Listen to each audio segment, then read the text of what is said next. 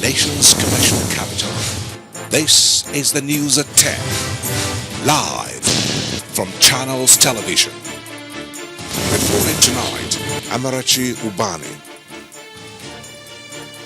Good evening and welcome. Tonight, rainstorm destroys almost 84 houses in Baroa village, Plateau State. Government takes inventory of the damages.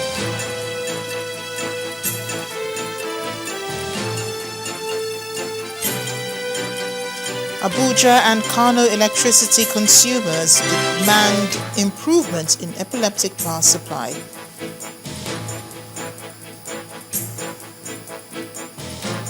Ekiti State Governor woos voters ahead of the 2014 governorship contest, says his performance is his testimonial.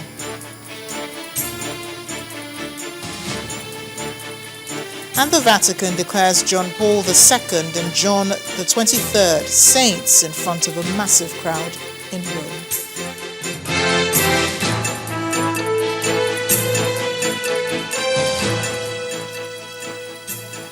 We begin tonight with the effects of heavy downpour in Doroa village in Barkinladi local government area of Plateau State. The rains lasting more than 4 hours destroyed 2 schools, a police station and 84 houses. Hundreds of residents are now homeless, as most of them are now squatting with family in various parts of the state. The State Emergency Management Agency in Plateau State has confirmed the rainstorm, adding that the priority now is to ensure safety of life of the affected homeowners. Residents of Darura village in Barkinladi local government area of Plateau State, North Central region of Nigeria, are not a happy people about now. They have lost several property to rainstorm. The rainstorm is not coming as a surprise according to the villagers, but this year has left more damages despite not being as heavy, taking into consideration the last 5 years. The breeze just came, and people said there is a wind that they saw might be rolling round, and it follows round and pick areas around and went. You know, when the breeze was shaking, even the building completely was shaking. So when they are inside the room, we are inside the room. So when the building was shaking, the next thing, the door that was open closed.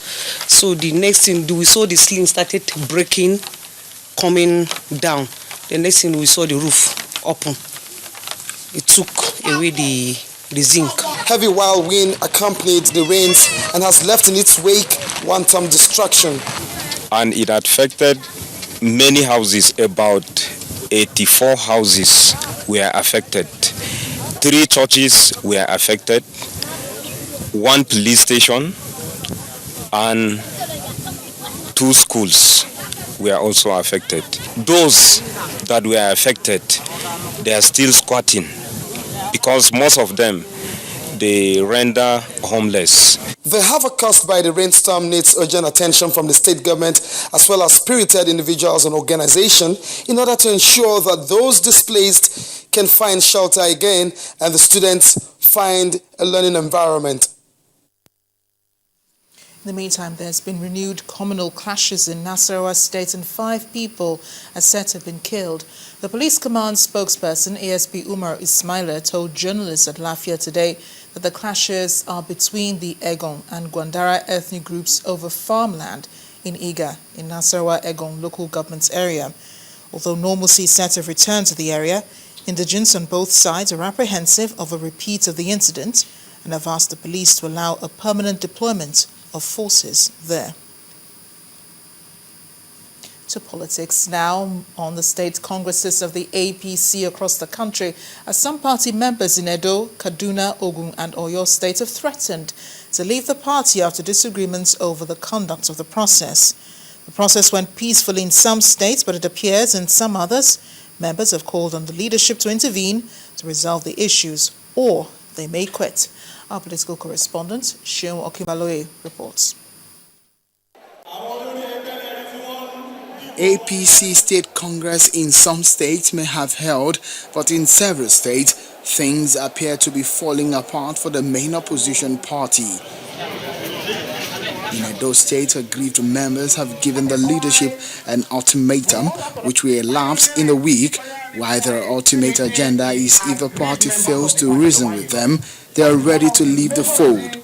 We will come back here in 2 weeks' time to take a drastic action. And that action, we are also calling on the national body of this party in Edo State.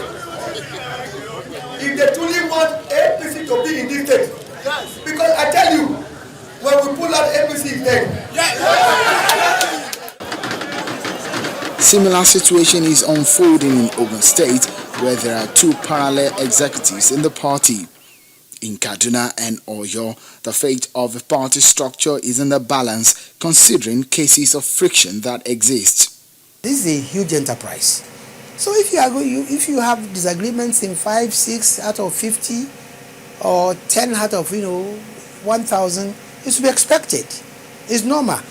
And that is why we also do have the appeal committees that will listen to appeals arising from ward and local government congresses. Thank you very much. Meanwhile, in Kogi State, the state congress started with some strict security checks.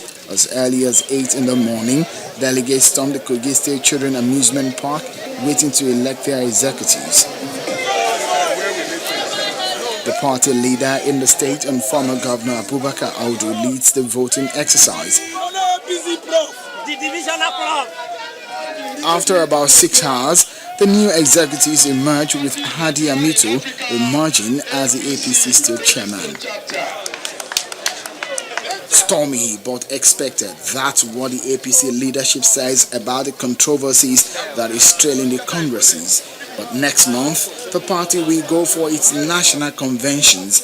Then, Nigerians will know for sure how well the APC is able to resolve its internal crisis. Sheun Okimbaloye, Channels Television News. Meantime, it's been a long campaign by the Ekiti State Governor, Kayode Fayemi, as he woos voters in the state to re-elect him for another 4 years. This time, the governor's campaign train moved to Ekiti's South local government area to the waiting arms of a massive crowd. The flag bearer of the All Progressives Congress in Ekiti State, Dr. Kayode Fayemi, has asked the people of Ilawe, Igbaraodu and Ogotun Ekiti in Ekiti Southwest local government of the state to re-elect him and his team to continue running the state for the next 4 years.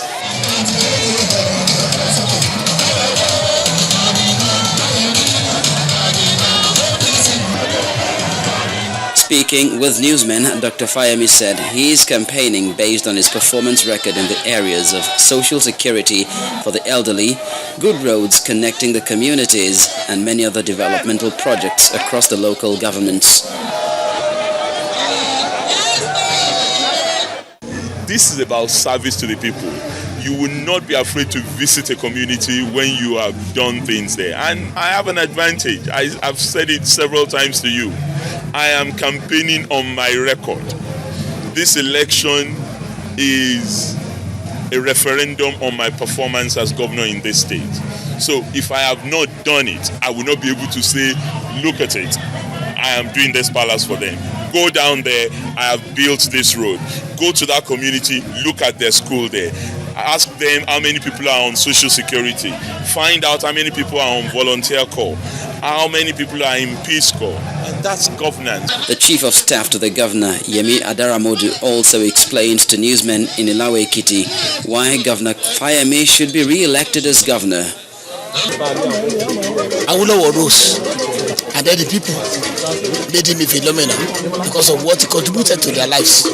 He developed them infrastructurally, developed them humanly, and allowed them to be able to be located on the world map. Today, John Kayode Fayemi is seen as a replica of Awolowo.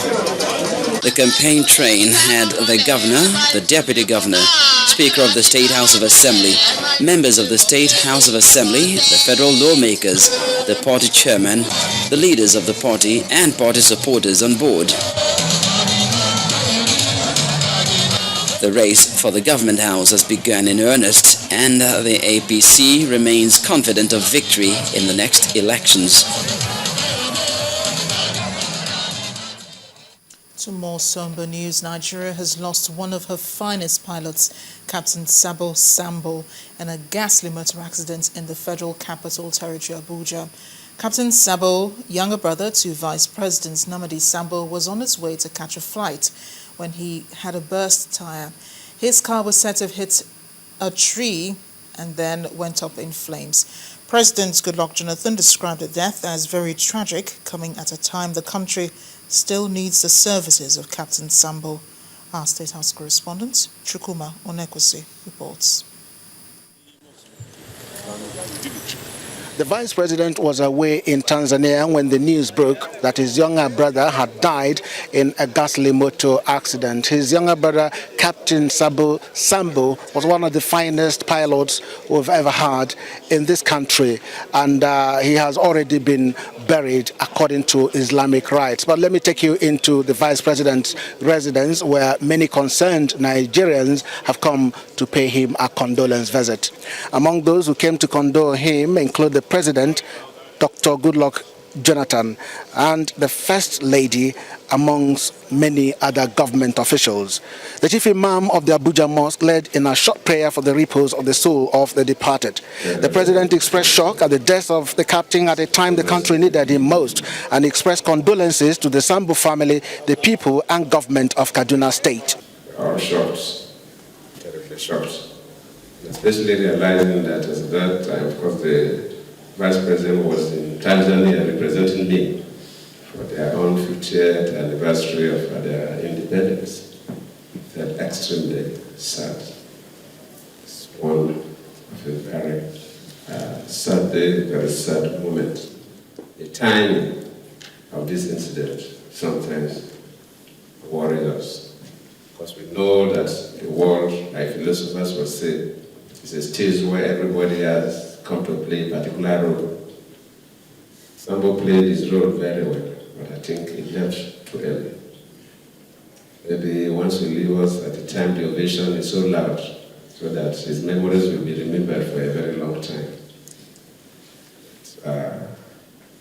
It's too early. It's a period that we still need him. Periods that myself, as the Vice President, he's been the younger brother to the Vice President, is my own younger brother. It's a time that we need such people more because of the challenges of running the affairs of the country. Responding, the Vice President said that his brother has gone back to God in a very tragic way. He described his brother as one of the best in the country. Captain Yusuf Sabo Sabo is my immediate junior brother, and he is known to be a very, very hard-working person.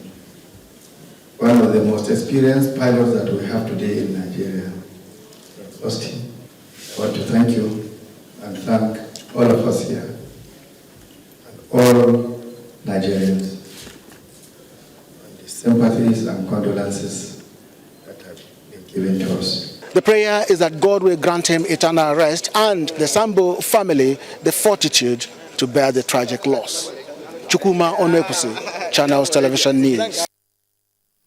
In part two, after the break, Minister of Health to address exodus of health workers from state to federal government institutions. That's in a moment.